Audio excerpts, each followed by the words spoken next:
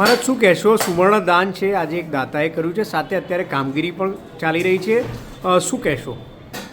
હવે આ સુવર્ણ ગર્ભગૃહનું જે સુવર્ણનું મંડન કરવાનું હતું એ 2009થી શરૂઆત એ વખતના આપણા મુખ્યમંત્રી શ્રી નરેન્દ્રભાઈ મોદીએ શરૂઆત કરાવી હતી અને એના પછી ઘણા સમય પછી લગભગ અડધા જેટલું કામ પૂરું થઈ ગયું છે, અડધું એક કામ બાકી છે.